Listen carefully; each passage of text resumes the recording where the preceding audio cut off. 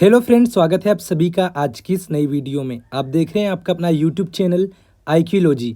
तो आज की इस वीडियो में आपको एमपी बोर्ड त्रैमासिक परीक्षा 2022-23 कक्षा 12वीं के लिए जीव विज्ञान के सभी प्रश्न आपको इस वीडियो के माध्यम से बताए जाएंगे। तो चलिए फ्रेंड्स, आज की इस वीडियो को हम स्टार्ट करते हैं। जैसा कि आप स्क्रीन पर देख सकते हैं, त्रैमासिक परीक्षा 2022-23 क्लास है 12th और सब्जेक्ट है बायोलॉजी। इसके लिए आपको समय दिया जाएगा 3 घंटे और पूर्णांक आपको दिए जाएंगे 70 अंक। तो यहाँ पर 70 अंक का आपका पेपर है जो कि आपको 3 घंटे के अंदर कंप्लीट करना है। तो चलिए यहाँ पर इसके निर्देश किस प्रकार से हैं, चलिए इसे देखते हैं। सबसे पहले यहाँ पर आपको दिया है कि इसमें से जितने भी प्रश्न हैं सभी आपको हल करने हैं, सभी प्रश्न अनिवार्य हैं। दूसरे में आपको दिया है 1 अंक के टोटल प्रश्न 4 हैं, 2 अंक के प्रश्न 8 होंगे, 3 अंक के टोटल प्रश्न 4 हैं, 4 अंक के टोटल प्रश्न 1 है, 5 अंक वाले प्रश्न 2 होंगे। और इस प्रकार से आपको यहाँ पर लास्ट में दिया है कि आवश्यकता के अनुसार स्वच्छ और नामांकित चित्र आपको बनाना है। तो चलिए देखते हैं इन सभी के प्रश्न। जैसा कि आप स्क्रीन पर देख सकते हैं, प्रश्न क्रमांक 1 है सही विकल्प चुनिए। जहां पर आप देख सकते हैं प्रश्न क्रमांक 1 है पुष्पी पादपों में नर युग्मक पाए जाते हैं। ऑप्शन है पराग कण में, पुंकेसर में, बीजांड में या फिर सभी में। तो इन सभी प्रश्न के जो उत्तर रहेंगे ये आपको अगले वीडियो के माध्यम से प्रोवाइड कर दिए जाएंगे। तो जो भी सॉल्यूशन वाली वीडियो आएगी इसे देखने के लिए आपको सबसे पहले वीडियो के नीचे रेड कलर का सब्सक्राइब का बटन दिखाई दे रहा है, आपको उसे दबाकर इस चैनल को सब्सक्राइब कर लेना है, ताकि जब भी मैं कोई सॉल्यूशन वाली वीडियो लेकर आता हूं तो उसकी जानकारी आपको आपके मोबाइल पर सबसे पहले मिल जाएगी। साथ ही साथ आपको वीडियो के डिस्क्रिप्शन में टेलीग्राम चैनल और इंस्टाग्राम की लिंक भी दिखाई दे रही है, आप वहाँ पर जाके हमें फॉलो कर सकते हैं। और अगला वीडियो किस टॉपिक पर डालना है वहाँ पर आप हमें जाकर बता सकते हैं कि किस विषय की वीडियो पोस्ट करना है, तो इंस्टाग्राम पर भी जरूर फॉलो करें। तो चलिए देखते हैं अगला प्रश्न। अगला प्रश्न है मनुष्य होता है।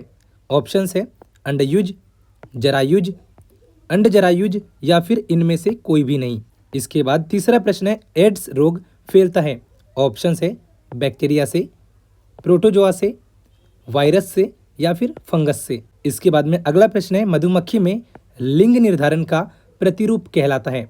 ऑप्शन है मादा एकलता, एकल द्विगुणिता, युग्मकी द्विगुणिता या फिर युग्मकी जनन।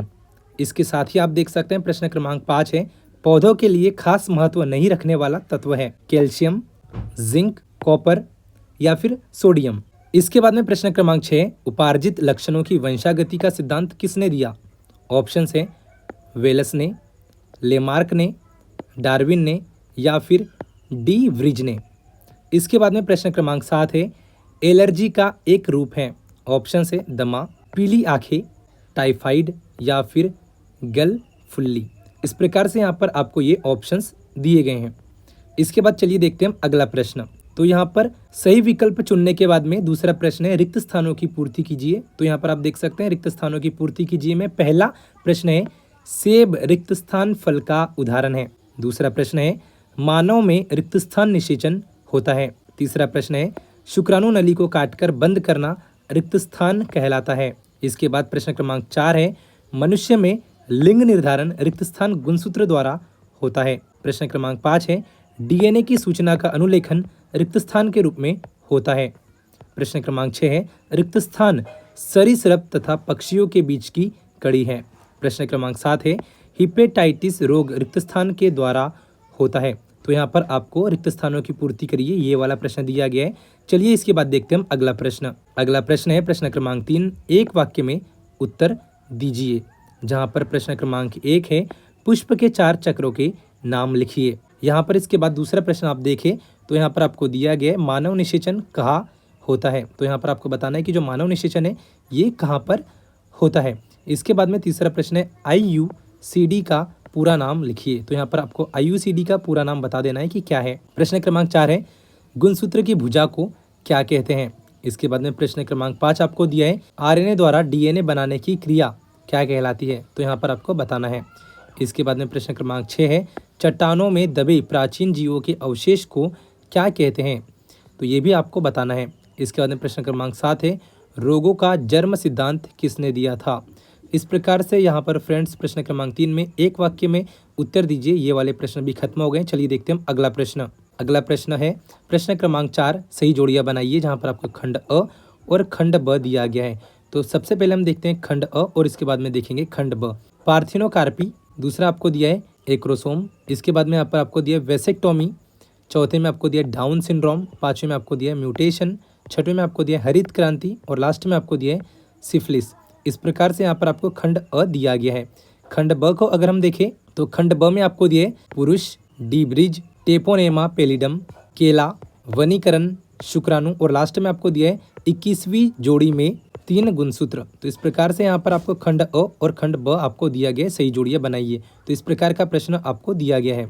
इसके बाद में अगर अपन देखें प्रश्न 5 यहाँ पर आपको दिया है, तो प्रश्न क्रमांक 5 आप देखें तो यहाँ पर प्रश्न क्रमांक 5 है, एक प्रारूपी आवृत्तबीजी बीजांड के भागों का विवरण दिखाते हुए एक स्पष्ट एवं साफ सुथरा नामांकित चित्र बनाइए। तो इस प्रश्न को भी आपको अच्छे से नोट करना है। प्रश्न क्रमांक 6, अंड जनन क्या है, अंड जनन की संक्षिप्त व्याख्या कीजिए। तो यहाँ पर आपको सबसे पहले अंड जनन क्या है इसकी परिभाषा दे देनी है और साथ ही साथ इसे संक्षेप में आपको बताना है कि अंड जनन क्या होता है। इसके बाद प्रश्न क्रमांक 7 है, परख नली शिशु कैसे प्राप्त किए जाते हैं। तो यहाँ पर आपको टेस्ट ट्यूब बेबी क्या होता है इसके बारे में बताना है और इसे कैसे प्राप्त किया जा सकता है इसके बारे में भी आपको यहाँ पर डिटेल्स देनी है।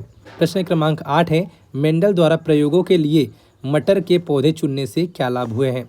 तो मेंडल ने मटर का पौधा क्यों चुना था, इस प्रश्न का उत्तर भी यहाँ पर आप लिख सकते हैं और साथ ही साथ यहाँ पर क्या लाभ हुए हैं इसकी जानकारी भी आपको यहाँ पर देनी है। प्रश्न क्रमांक 9 है, जेनेटिक कोड की विशेषताएं लिखिए। तो यहाँ पर जो भी जेनेटिक कोड्स होते हैं इसके आपको यहाँ पर कैरेक्टरिस्टिक्स यानी कि विशेषताओं को डिस्क्राइब कर देना है। प्रश्न क्रमांक 10 है, समजात तथा समृद्धि रचनाओं में अंतर लिखिए। तो जो समजात और समृद्धि अंग जो होते हैं इसके बारे में आपको दोनों के ही बीच में अंतर यानी कि विभेद करने हैं। प्रश्न क्रमांक 11 आपको दिए सहज यानी कि जिसे हम जन्मजात भी कहते हैं और उपार्जित प्रतिरक्षा में अंतर लिखिए। तो यहाँ पर आपको जन्मजात और उपार्जित प्रतिरक्षा में अंतर बताने हैं। इसके बाद में प्रश्न क्रमांक 12 है, स्वपरागन क्या है, इससे होने वाले लाभ एवं हानियों का वर्णन कीजिए। तो यहाँ पर आपको सबसे पहले स्वपरागन क्या है इसकी परिभाषा बतानी है और इससे होने वाले लाभ और हानियों को आपको बता देना है। इसके बाद चलिए देखते हैं हम अगला प्रश्न। अगला प्रश्न है प्रश्न क्रमांक 13, स्पर्मेटोजेनेसिस और ooजेनेसिस में अंतर लिखिए। तो यहाँ पर आपको स्पर्मेटोजेनेसिस और ooजेनेसिस में विभेद यानी कि अंतर बताने हैं। प्रश्न क्रमांक 14 है, वाटसन एवं क्रिक के डीएनए मॉडल का विवरण दीजिए। तो यहाँ पर आपको वाटसन क्रिक के डीएनए मॉडल का विवरण देना है। तो यहाँ पर फ्रेंड्स जैसा कि आपने देखा आज की इस वीडियो में आपको कक्षा 12वीं के बायोलॉजी के त्रैमासिक परीक्षा के लिए जो क्वेश्चंस थे यहाँ पर आपको प्रश्न क्रमांक 1 से लेकर प्रश्न क्रमांक 14 तक बता दिए गए। इसके आगे भी अगर आपको प्रश्न चाहिए तो उसके लिए अगले वीडियोस के माध्यम से आपको बता दिया जाएगा। साथ ही साथ सॉल्यूशन भी आपको नेक्स्ट वीडियो के माध्यम से प्रोवाइड कर दिया जाएगा। इसके लिए आपको वीडियो के नीचे सब्सक्राइब का बटन दिखाई दे रहा है, आपको उसे दबा देना है ताकि हम जब भी नेक्स्ट वीडियो अपलोड करेंगे तो उसकी जानकारी आपको आपके मोबाइल पर सबसे पहले मिल जाएगी। साथ ही साथ अगला वीडियो किस टॉपिक पर पोस्ट करना है इसकी जानकारी आप हमें इंस्टाग्राम पर फॉलो करके भी मैसेज के माध्यम से दे सकते हैं। तो चलिए फ्रेंड्स आज की इस वीडियो में फिलहाल इतना ही, मिलते हैं हम अगले वीडियो में। तब तक के लिए bye bye and take care.